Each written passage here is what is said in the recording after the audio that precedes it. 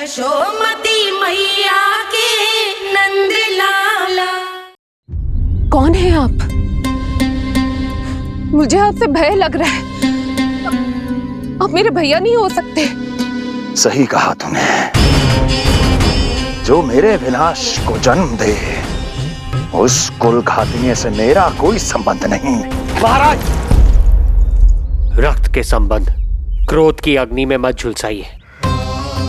जिस बहन को आपने बचपन से आज तक इतना प्रेम दिया, क्या वो आपके विरुद्ध किसी षड्यंत्र में सहायक हो सकती है? भला हमारी संतान आपका विनाश क्यों करेगी? अपनी नवविवाहित बहन पर कृपा कीजिए महाराज। अपने पुरुषार्थ से आपने कितने असुरों को युद्ध में पराजित किया है। आज वो सब दरबारी बनकर आपकी सेवा करते हैं। ये महापराक्रमी कंस, यदि वो मायावी असुर आपको हानि नहीं पहुंचा पाए तो ये आपकी बहन आपका क्या बिगाड़ सकती है? दया कीजिए महाराज, दया कीजिए। आप बीच में मत पड़िए कुंवर जी। सुना नहीं क्या? इसकी 8वीं संतान मेरा वध करेगी। जब मां ही नहीं बचेगी तो 8वीं संतान के जन्म का तो प्रश्न ही नहीं उठता। यदि ऐसा है तो आप मुझे मार दीजिए। जब मैं ही जीवित नहीं रहूंगा तो देवकी की संतान होने की संभावना ही समाप्त हो जाएगी। अपने बहनोई की हत्या का पाप मैं नहीं कर सकता। और बहन की हत्या का पाप कर सकते हैं? जिसे जीवन भर प्रेम दिया है उसके प्राण लेने का अधिकार है मुझे। प्रिय भैया, यदि आपको इस विषय में इतना संदेह है तो आप हमारी 8वीं संतान के प्राण ले लीजिएगा। बल्कि 8वीं संतान ही क्यों, उसका जन्म होने तक हमारी सभी संतानों का वध आप स्वयं अपने हाथों से कर लीजिए। स्वामी! हे मथुराधिपति, मेरी पत्नी को प्राण दान दे दीजिए।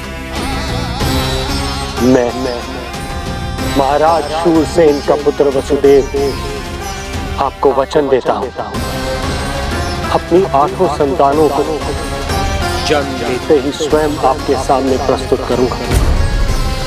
अपनी 8 संतानों को जन्म लेते ही स्वयं आपके सामने प्रस्तुत करूंगा।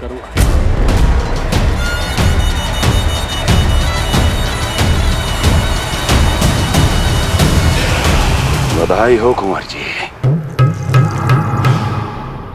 अपनी पत्नी के प्राण बचाने में आप सफल हुए,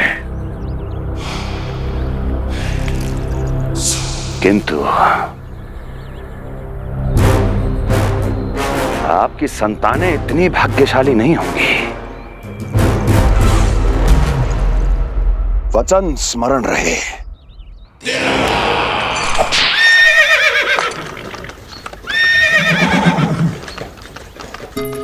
इस तरह रक्त की प्यासी कंस की तलवार की छाया में देवकी और वसुदेव का वैवाहिक जीवन प्रारंभ हुआ। जब कंस की निर्ममता और वसुदेव के वचन का ये दुखद समाचार गोकुल पहुंचा तो हे नारायण, अर्थात राजा वसुदेव यदि कंस के सामने गिड़गिड़ाते नहीं तो रानी देवकी के प्राण चले जाते। हाँ नंदराज, और अब वो दोनों कंस के महल में हैं, किंतु वो महल भी उनके लिए किसी बंदी गृह से कम नहीं है।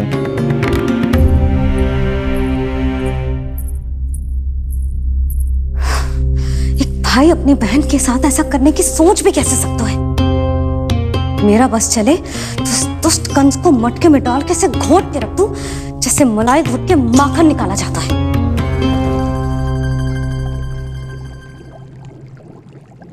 ना, माखन ना, जे कंस तो कीड़ा है। इसे तो पटक पटक के ऐसे मारना चाहिए जैसे कीड़ा निकालने के लिए धान के गट्ठर को पटका जाता है।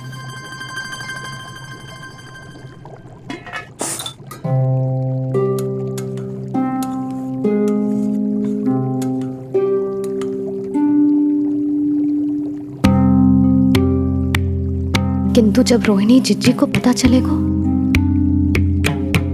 तो वो तो अपने आप को ही दोष देंगे, क्योंकि बालक ना होने के कारण उन्होंने ही वसुदेव जी को राजकुमारी देवकी के साथ दूसरा विवाह करने पर विवश किया था।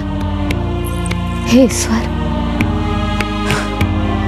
जिस सुख के लिए रोहिणी जिज्जी ने पत्नी जीवन का सबसे बड़ा त्याग किया था, जब उन्हें पता चलेगा कि वही सुख उस क्रूर कंस ने छीन के मटिया मेट कर दिया है, तो कितना कष्ट पहुंचेगा।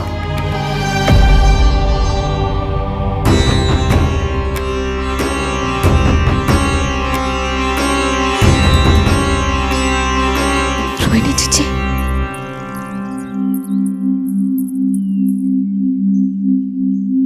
गोप नरेश, कृपया मुझे अपने भैया के पास ले चलिए। संकट के समय मुझे उनके साथ होना चाहिए। किंतु भाभी, पता चलो है वसुदेव भैया और देवकी भाभी कंस के महल में कड़े पहरे में रखे गए। पति पत्नी एक दूसरे का संबल होते हैं। कंस का पहरा कितना भी कष्टदायक क्यों ना हो, इस समय उन्हें और बहन देवकी को मेरी आवश्यकता है।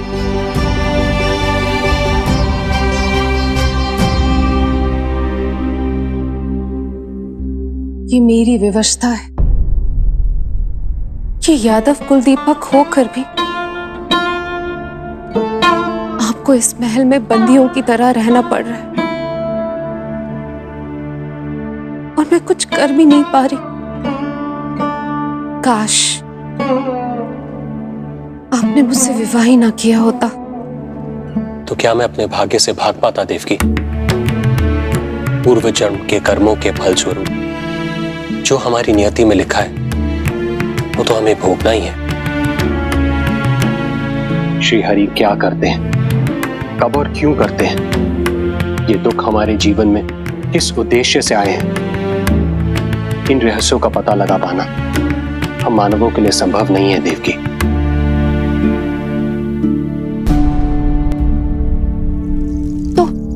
तो फिर चलिए यहां से भाग चलते हैं, कहीं ऐसे स्थान पर जहां भैया की छाया भी हम पर ना पड़ सके। नहीं प्रिय, कंस के गुप्तचरों की दृष्टि हम पर अवश्य होगी, और मैं ऐसा कोई कार्य नहीं कर सकता जिससे तुम्हारे जीवन पर कोई संकट आए। और मैंने उन्हें अपनी सभी संतानों को सौंपने का वचन भी दिया है। अपना वचन मेरे लिए प्राणों से भी अधिक महत्वपूर्ण है देवकी।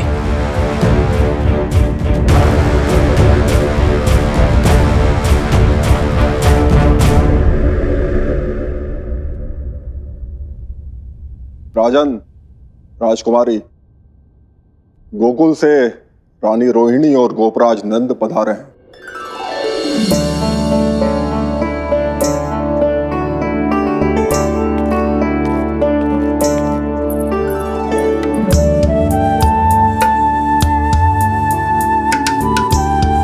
स्वामी,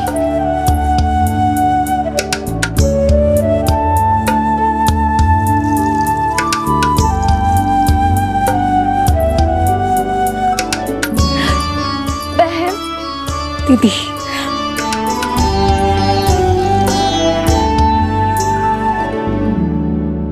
भाई नंद, जो आप हमारे लिए कर रहे हैं उसके लिए धन्यवाद शब्द बहुत छोटा है।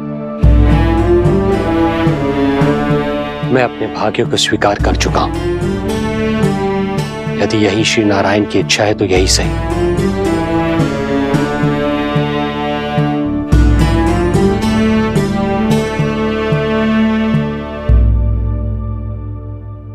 भाई नंद, इस समय मथुरा का वातावरण अनुकूल नहीं है, आपको जाना चाहिए।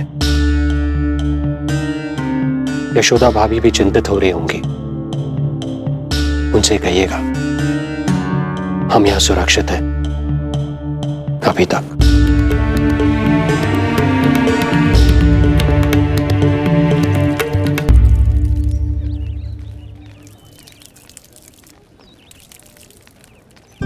वसुदेव भैया का भाग्य पर भरोसा देख वे अपनी संतानों को कंस को अवश्य सौंपेंगे। हे ईश्वर, इतना कठोर वचन, जब इसे निभाने का कठिन समय आएगा तो कैसा अनुभव करेंगे वे? उनका हृदय तो चकनाचूर हो जाएगा।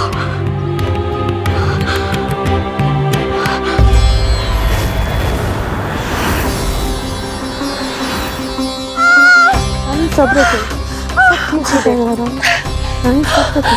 देवकी, मैं महाराज शूरसेन का पुत्र वसुदेव आपको वचन देता हूं, अपनी 8 संतानों को जन्म देते ही स्वयं आपके सामने प्रस्तुत करूंगा।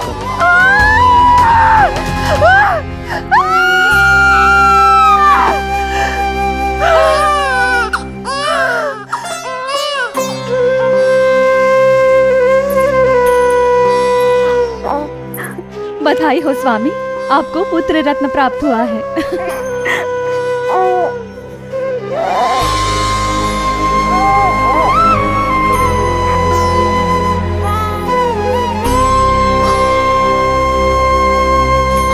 महाराज को पता चला तो क्या होगा?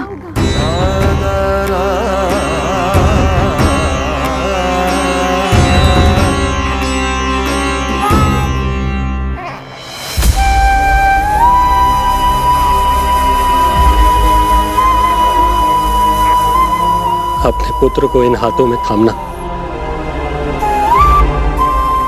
कितने वर्षों से इस पल की प्रतीक्षा कर रहा था मैं, और आज जब यह पल आया है, मेरी आंखों में दुख के आंसू हैं। एक पिता जब प्रथम बार अपनी संतान को गोद में उठाता है तो सबसे पहले यह सोचता है कि उसे क्या नाम दूं, उसका सुनहरा भविष्य कैसे सुनिश्चित करे। किंतु मैं वो भाग्यहीन पिता हूं जो अपने पुत्र का भविष्य मृत्यु के अंधकार में डुबोने जा रहा है। मैं इसे नाम देकर क्या करूंगा?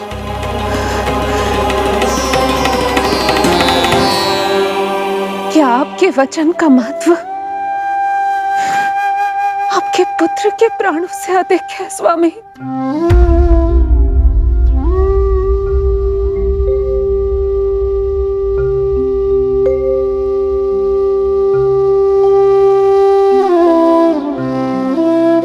श्री नारायण का दूसरा नाम सत्य होता है देवकी।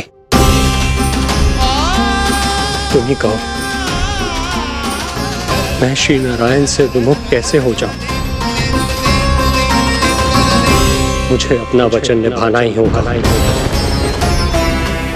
हृदय के टुकड़े टुकड़े क्यों ना हो जाए, मुझे इसे कंस तक ले जाना ही होगा।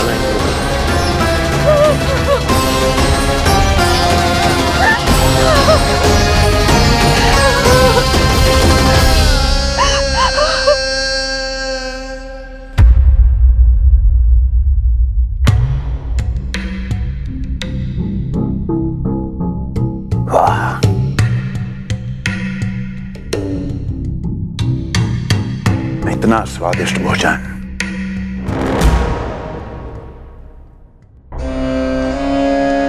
किसी विशेष इच्छा की पूर्ति के लिए मुझे सम्मोहित तो नहीं करना चाहती? मुझे पति के रूप में प्राप्त कर तो चुकी हो, अब प्राप्त करने को क्या क्या बचा है प्राप्ति? मैं प्राप्ति नहीं, अस्थि हूँ स्वामी। प्राप्ति तो छुई मुई बनकर वहां खड़ी है। आप सदैव अपने विषय में ही सोचते हैं, कभी मेरे ओर भी निहारा कीजिए, तभी तो मेरा नाम सही से स्मरण होगा आपको। मैं अपने विषय में ही सोचता हूं, तभी तो 10 दिशाओं में मेरे नाम का डंका बजता है, मेरे साम्राज्य का विस्तार होता है, तभी तो मेरा अस्तित्व है। अस्थि स्मरण रहे, तुम हो क्योंकि मैं हूं।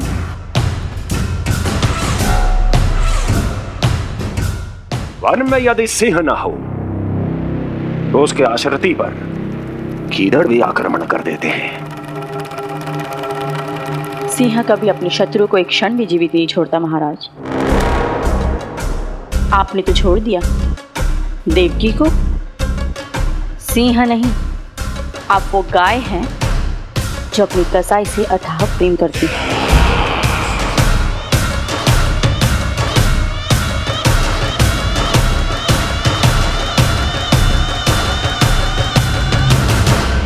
सभी संतानों को जन्म लेते ही मेरे पास लेकर आएगा,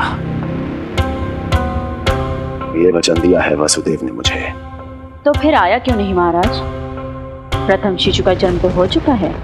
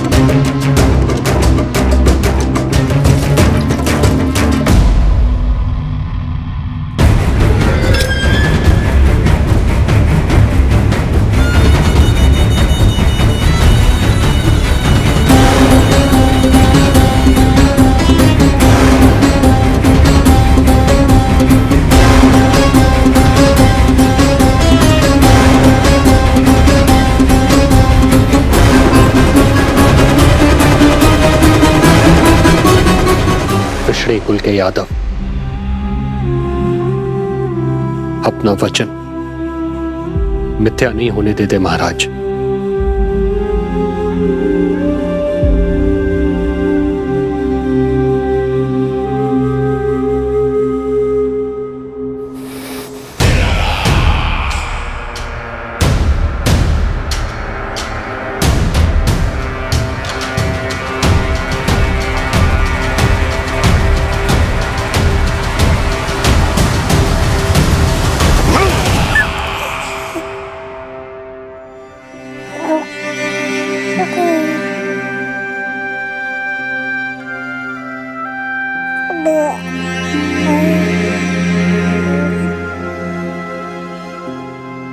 ये देवकी का पुत्र है, मेरी बहन जो मुझे प्रिय हुआ करती थी, उसका प्रथम पुत्र है ये, मेरा प्रथम भांजा।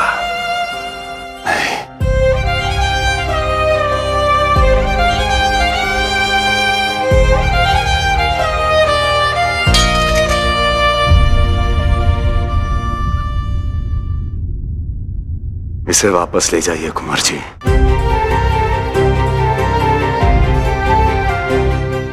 देवकी की प्रथम संतान से मुझे कोई संकट नहीं।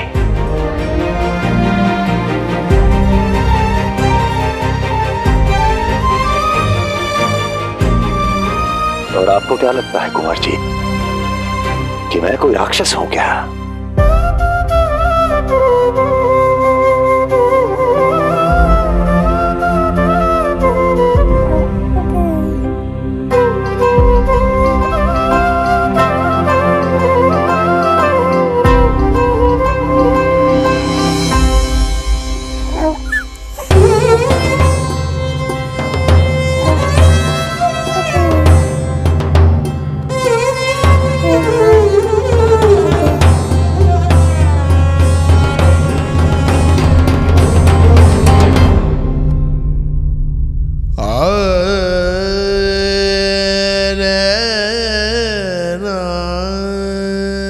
तो उसे अपने गोद पे भी नहीं उठा पाई थी दीदी। उसका वो सुकुमार मुख मेरी स्मृति से जा ही नहीं रहा। वो मधुर रुदन अभी तक मेरे कानों में गूंज रहा है। मैं तुम्हारी पीड़ा का अनुमान लगा सकती हूँ देवकी। मैंने उसे जन्म नहीं दिया था, फिर भी मेरे कान अभी तक उसके रुदन की ध्वनि सुन रहे हैं। क्योंकि ये अपनी माओ को पुकार रहा है। तुम्हारे भैया ने हमारे पुत्र को प्राणदान दे दिया है देवकी।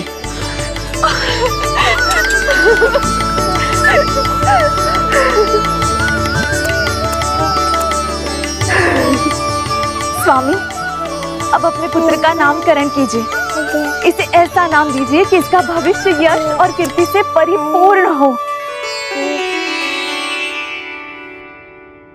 कीर्तिमान कीर्तिमान होगा इसका नाम।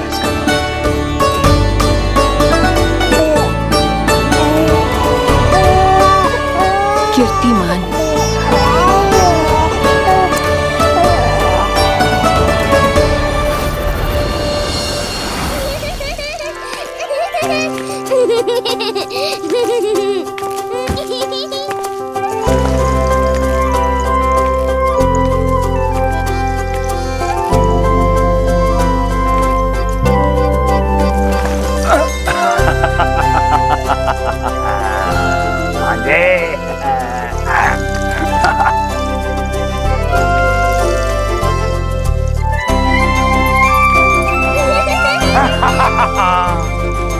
भांजे भांजे, मामा से बचना असंभव है।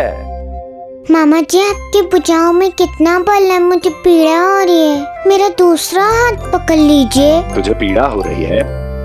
ये ले।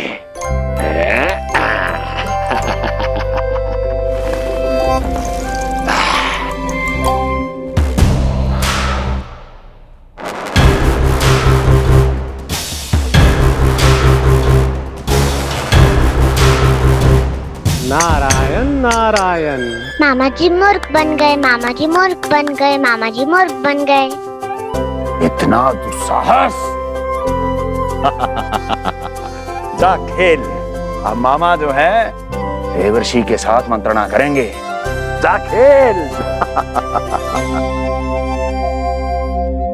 क्योंकि अत्यंत महत्वपूर्ण ना हो तो देवर्षि हमारे द्वार पर आने का कष्ट नहीं उठाएंगे। कहिए देवर्षि, कैसे आना हुआ? मैं तो बस आपको ये अद्भुत कमल पुष्प भेंट करने आया था महाराज। इसे देखते ही मुझे आपका स्मरण हुआ था। मानो ये मुझे पुकार कर कह रहा हो, मुझे महाराज कंस के पास ले चलिए। इसमें तो कुछ भी विशेष नहीं है देवर्षि। इसमें 8 पंखुड़ियां हैं महाराज, और 8वीं पंखुड़ी सबसे विशेष है। यदि विश्वास न हो तो आप स्वयं गिनकर देख लीजिए। आप मेरा उपहास कर रहे हैं देवर्षि। आप गिनिए तो सही महाराज। 1 2 3 4 5 6 7 8। क्या आप निश्चित रूप से कह सकते हैं कि यही 8वीं पंखुड़ी है? विचार कीजिए महाराज। क्या आप बिना किसी शंका के कह सकते हैं कि कौन सी पंखुड़ी पहली है और कौन सी 8वीं? क्या आप पूर्ण विश्वास के साथ कह सकते हैं कि कौन प्रथम है और कौन अंतिम? फिर चाहे वो पंखुड़ी हो या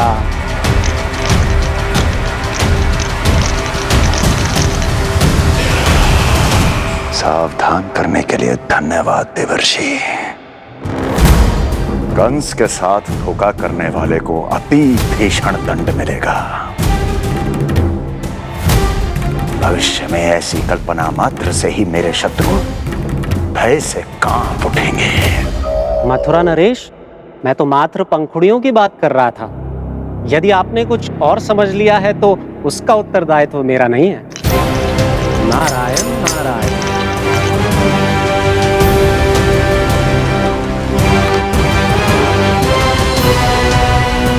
विचार कीजिए महाराज। क्या आप बिना किसी शंका के कह सकते हैं कि कौन सी पंखुड़ी पहली है और कौन सी आठवीं? क्या आप पूर्ण विश्वास के साथ कह सकते हैं कि कौन प्रथम है और कौन अंतिम? फिर चाहे वो पंखुड़ी हो या... मामा जी मूर्ख बन गए, मामा जी मूर्ख बन गए, मामा जी मूर्ख बन गए, मामा जी मूर्ख बन गए।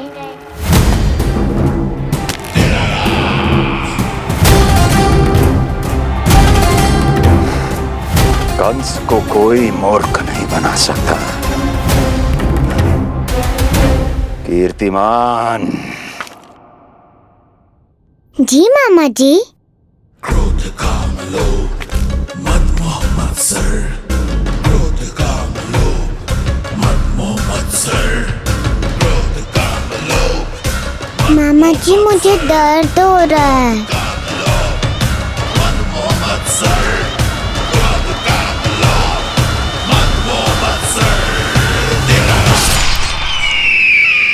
स्वामी, ये कीर्तिमान के लिए कैसा लग रहा है?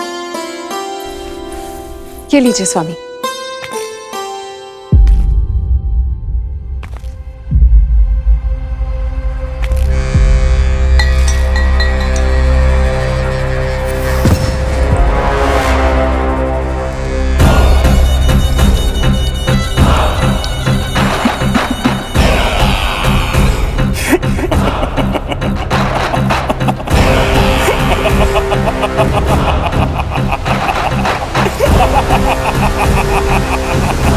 नेत्रों के सामने अपनी संतान की हत्या होते हुए देखना कितना पीड़ादायक रहा होगा ये दृश्य।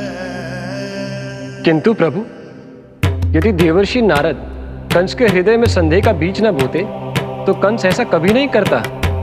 तो फिर उसे उकसाए क्यों देवर्षि ने? आप भूल गए देवराज, समस्त संसार में जो भी होता है मेरी इच्छा अनुसार ही होता है। यही प्रश्न नारद ने भी मुझसे पूछा था।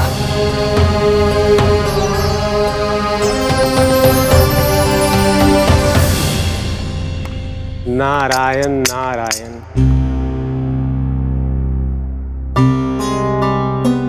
छोटे से बालक की इतनी निर्मम हत्या और माध्यम बना मैं। प्रभु, ये कैसी लीला है आपकी? अभी तो देवकी की 5 और संतानों की हत्या होना शेष है नारद। अब से कंस शिशुओं के जन्म लेते ही उनकी हत्या कर देगा। यदि जन्म के तुरंत बाद ही मृत्यु होनी है तो जन्म का लाभ ही क्या है प्रभु? यही विधि का विधान है नारद। कीर्तिमान और शेष 5 बच्चे श्रापग्रस्त हैं। जन्म के कर्मों के अनुसार अल्पायु होना उनकी नियति है। उनकी मृत्यु के बाद ही शेषनाग के अंश के रूप में बलराम और मेरे अंश के रूप में श्री कृष्ण का अवतार संभव होगा। नारायण नारायण।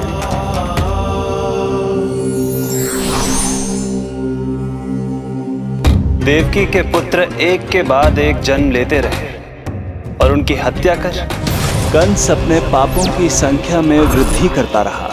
नहीं! मत मारो! मेरा पुत्र! मेरा पुत्र!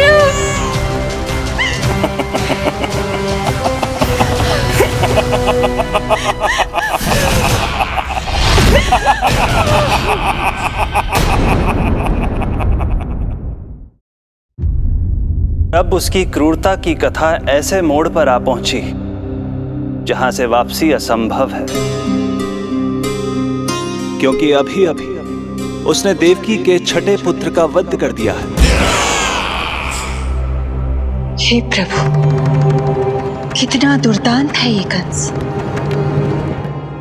किंतु एक ही जन्म में एक साथ 2 माताओं का पुत्र बनने में उसने आपकी सहायता कैसे की प्रभु? उसके भय ने उससे ये कार्य सहज ही करवा दिया देवराज। जन्म लेते ही माता देवकी के सभी पुत्रों की हत्या कर उसने मुझे विवश कर दिया है। अब जीवित रहने के लिए मेरे अवतार को माता देवकी की कोख से जन्म लेने के तुरंत बाद मैया यशोदा के पास गोकुल जाना ही होगा। और इस प्रकार कंस के कारण एक ही जन्म में दो माताओं का पुत्र बनने का आपका वचन सत्य सिद्ध होगा। आपकी लीला अपरंपार है प्रभु। आप सब अब निश्चिंत होकर जाइए। मेरे अवतार के जन्म होने की घड़ी अब निकट ही है। हम धन्य हुए प्रभु। हम धन्य हुए प्रभु।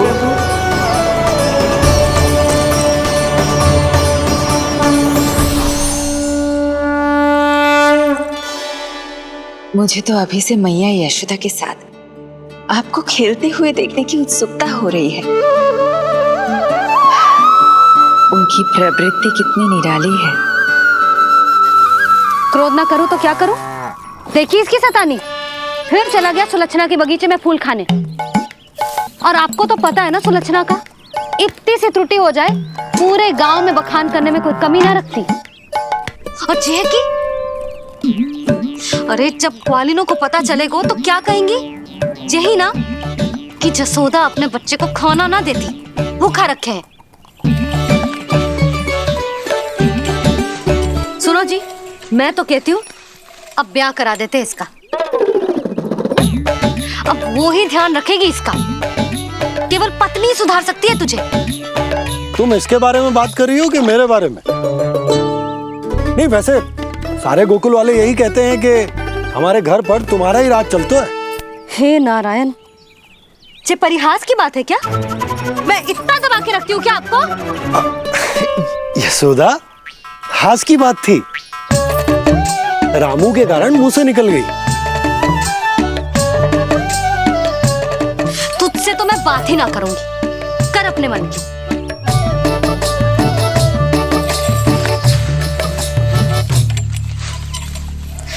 पता है तुझे कितना क्रोध आता है जब तू ऐसे बिना बताए घर से चला जाता है।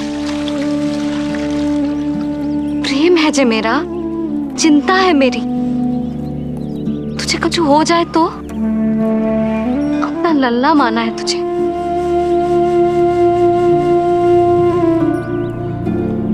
मेरे भाग्य में तो आमन्ना लिखो ही ना है।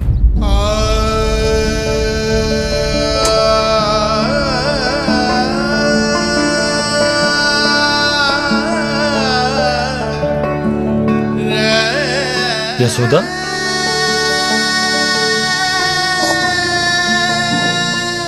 आपको पता है, जब मैं छोटी थी इसके जैसी चंचल थी। गांव वाले कहते थे एक बार बड़ी हो जाएगी अपने आप ठहराव आ जाएगा। ना आयो। फिर बड़े बूढ़े कहने लगे चिंता की कछु बात ना है, एक बार शादी हो जाएगी सब ठीक हो जाएगा। ना हुआ।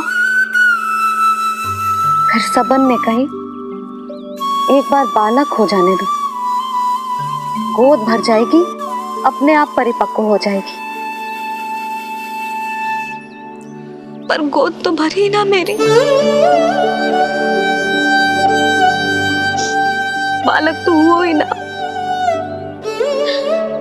उस पर जब जे भी भाग जाता है तो मुझे रह रह के यही स्मरण होता है कि कमी मुझ में ही है। मैं ही किसी बात का ध्यान न रख पाती। संभव है यही कारण से नारायण ने बालक ना दियो मुझे। यदि देते तो बहुत बुरी मैया बनती मैं। यशोदा, क्या होगा तुम्हें? कहाँ की बात कहाँ लेकर जा रही हो तुम?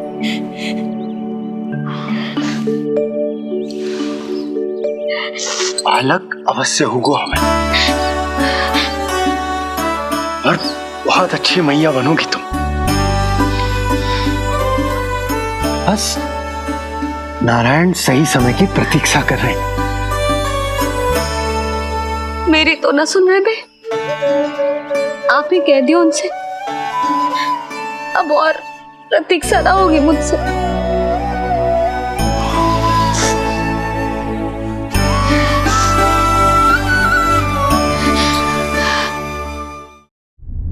प्रतीक्षा तो अब मुझसे भी नहीं हो रही मैया।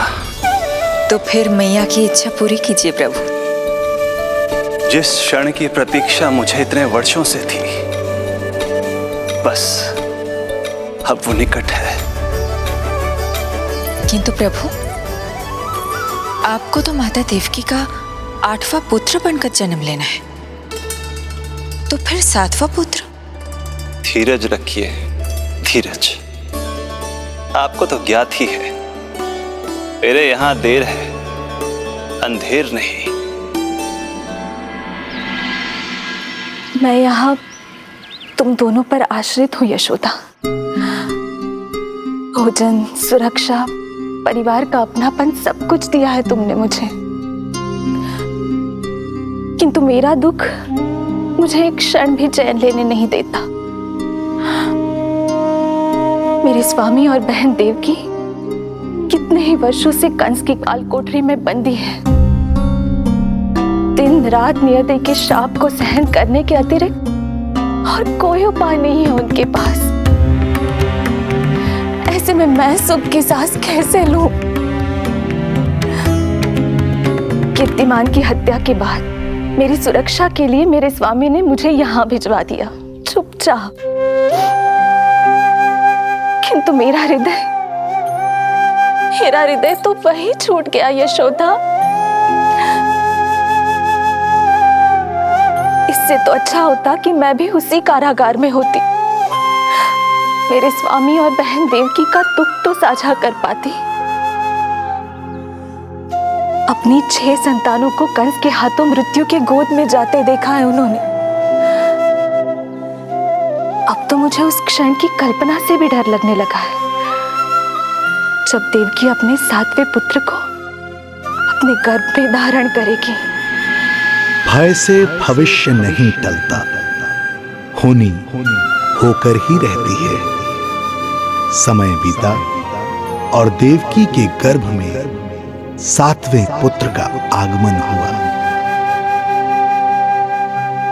क्या इसका भी भविष्य वही होगा जिसके भाइयों का हुआ था?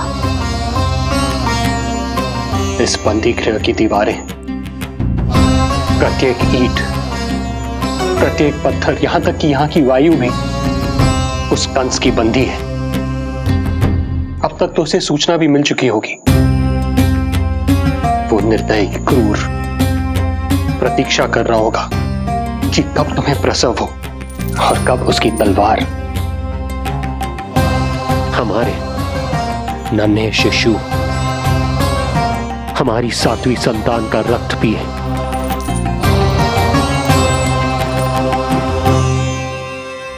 दुर्जन, तुम देवकी की कालकोठरी के बाहर स्वयं उपस्थित रहोगे, प्रत्येक पल 8वां प्रहर। जैसे ही शिशु पहली श्वास ले, तुम मुझे सूचित करोगे। अवश्य महाराज, आज्ञा दें।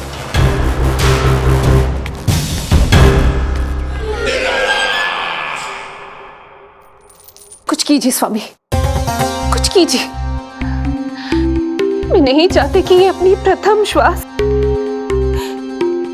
इस बंदी गृह में ले।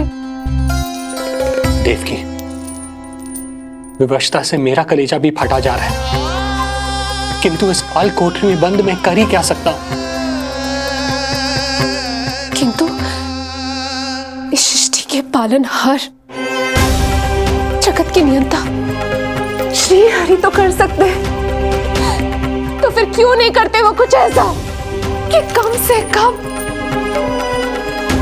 मेरी इस संतान का अंत उतना दुखद ना हो जैसा अन्य संतानों का हुआ था। क्यों नहीं करते वो कुछ? हरे क्यों नहीं करते? बताइए ना स्वामी, क्यों नहीं करते वो? क्यों नहीं करते? जो देवी भविष्य में मेरी मां बनने वाली है, उनकी करुणा भरी पुकार को मैं व्यर्थ कैसे जाने दे सकता हूं? कंस के राक्षस तत्व के अंत के लिए ऐसी माया की आवश्यकता है जो मेरी लीलाओं को क्रियान्वित भी कर दे और उसे भनक भी ना पड़े। 'ऐसी क्षमता और माया, किसके पास है प्रभु?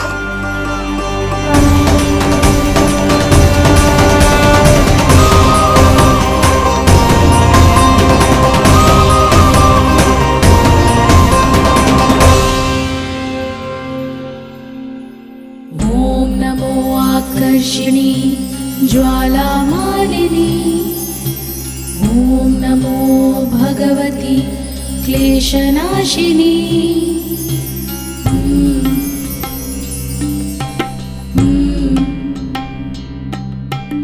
ओम नमो योगमाये सर्वमोहिनी, ओम नमो योगमाये आज्ञा दीजिए प्रभु। माता देवकी का गर्भपात करके उस संतान को रानी रोहिणी के गर्भ में स्थापित कीजिए देवी।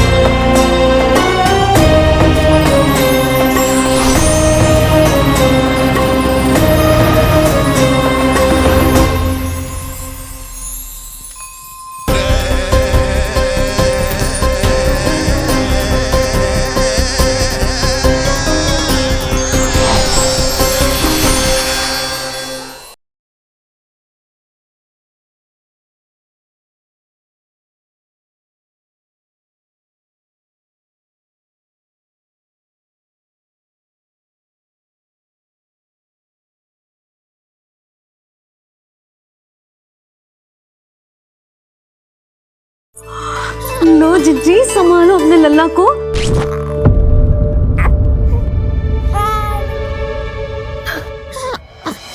कौन है?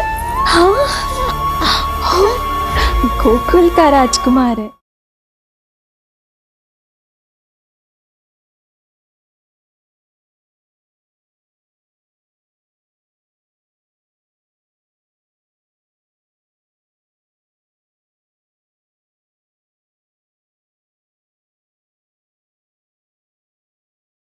यशोमती मैया के नंद लाला।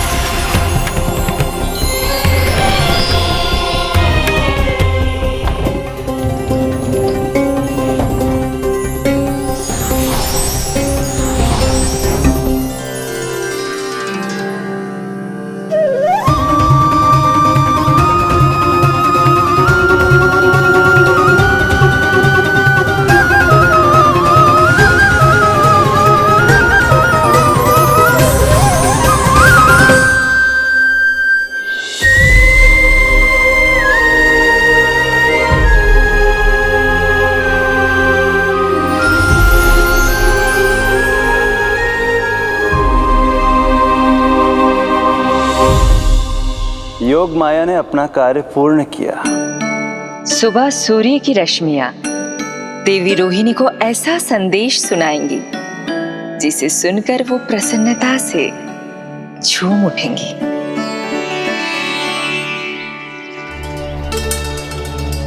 यादव कुल के नए राजकुमार के आगमन पर बहुत बहुत शुभकामनाएं रानी।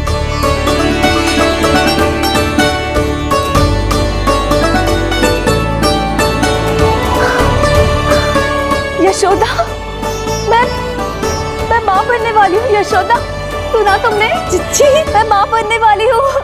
मैं माँ बनने वाली हूँ यशोदा। अरे संभाल के जीजी चिकार कर रही हो। बधाई हो चिच्ची, बधाई हो, बहुत बहुत बधाई हो।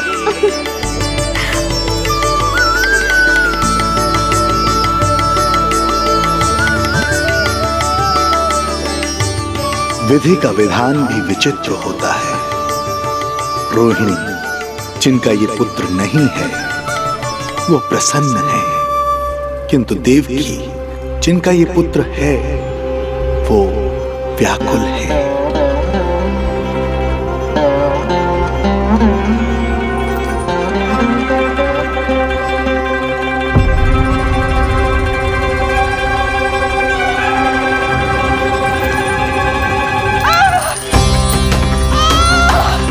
क्या हुआ देवकी?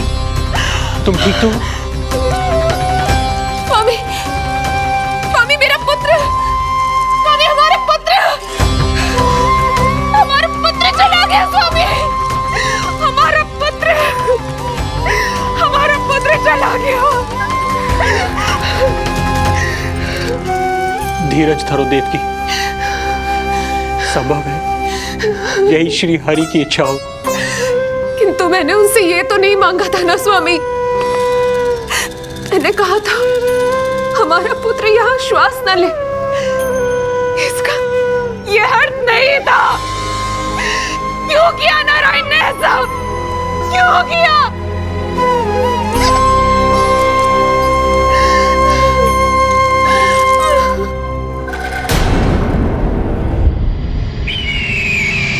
तो ये सत्य है महाराज, राजकुमारी देवकी का गर्भपात हो गया है। बच गया वो शिशु। किंतु यदि मेरे हाथों उसकी मृत्यु होती तो अधिक कष्ट होता उसे। सुख में समय पंख लगाकर उड़ता है। शीघ्र ही रोहिणी के प्रसव का दिन आ पहुंचा और उसने एक स्वस्थ और सुंदर बालक को जन्म दिया।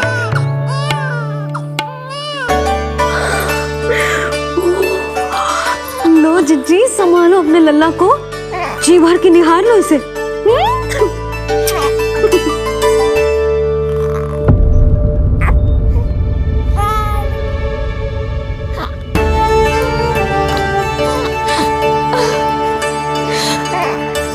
मेरा पुत्र राजकुमार।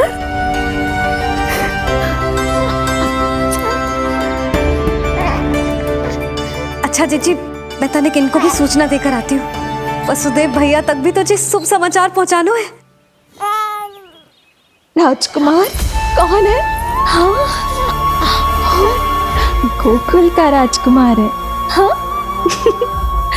गोकुल का राजकुमार है मेरा बच्चा। बल तो इतना है कि पूछो ही मत आप।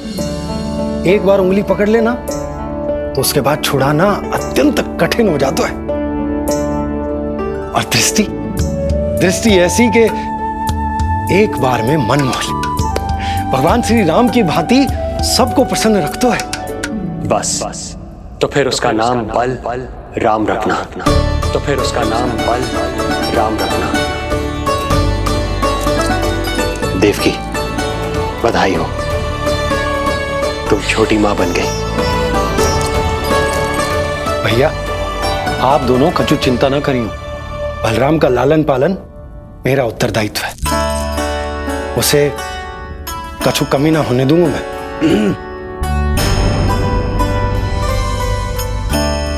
मुझे चलना चाहिए। कितने वर्षों बाद तुम्हारे कारण शुभ समाचार मिला है हमें। श्री नारायण हमेशा तुम पर कृपा बनाए रखे।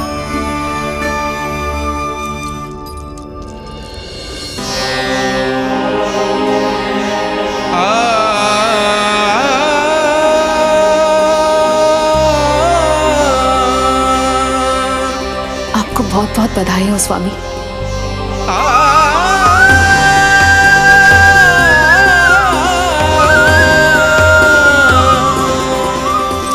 देवकी, क्या हुआ?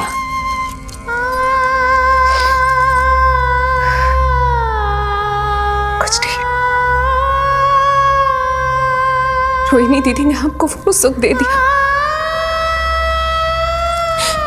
जो मैं कभी ना दे सकी। उन्होंने आपको संतान दे दी, किंतु मैं देवकी,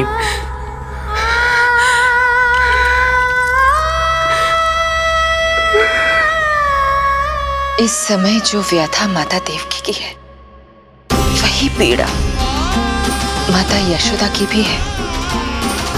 माता देवकी की ममता अपनी सभी संतानों को खोने की वेदना से त्रस्त है, तो माता यशोदा की ममता संतान ना होने के संताप में झुलस रही है। सत्य कहा देवी, मुझे आभास हो रहा है मैया यशोदा का हृदय मुझे अपनी गोद में खिलाने के लिए कितना व्याकुल है। सच्ची श्रीहरि, सच्ची मैं प्रसन्न हूं मैं कि आपके आशीर्वाद से रोहिणी जी को इतना प्यारा लल्ला हुआ है। पर मुझसे क्या त्रुटि हुई नारायण? मुझे क्यों न दियो आपने लल्ला? मुझसे क्या त्रुटि हुई नारायण? मुझे क्यों न दियो आपने लल्ला?